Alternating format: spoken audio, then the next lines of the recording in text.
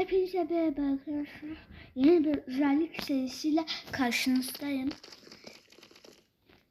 Bu kaçıncı bölüm oldu bilmiyorum ama yorumlarda söyleyebilirsiniz. Ben telefonda YouTube'a bakarken bana bir bildirim geldi. O da yeni özellikmiş.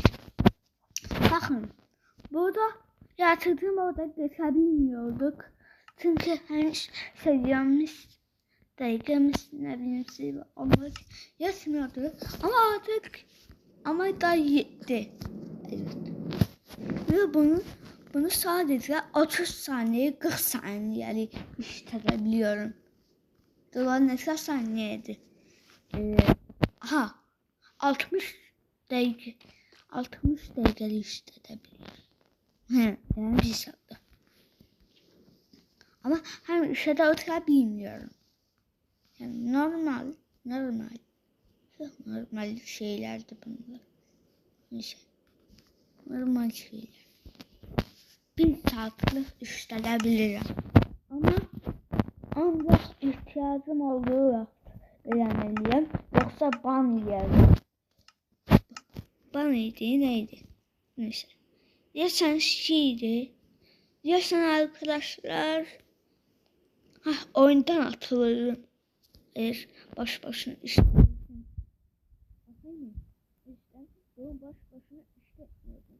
Ben de baş başına işletmiyorum. Lazımdır diye işletiyorum. Şuradan. Az öncemin hayatta kalmadan uçtum mu? Bulutlara bak.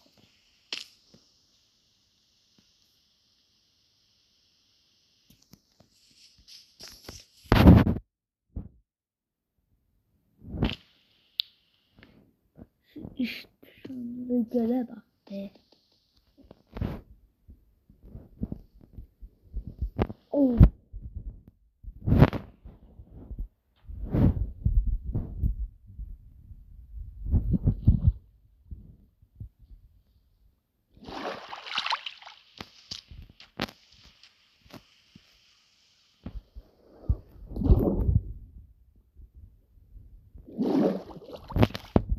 Yani ben sana teknik elemeye çalışmıyorum.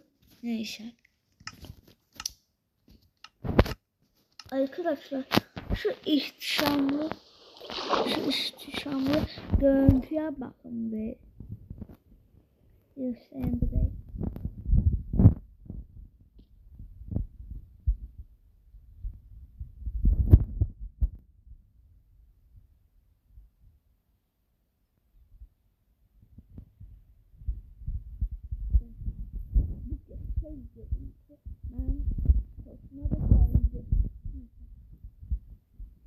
Arkadaşlar bu videomuz bu kadar.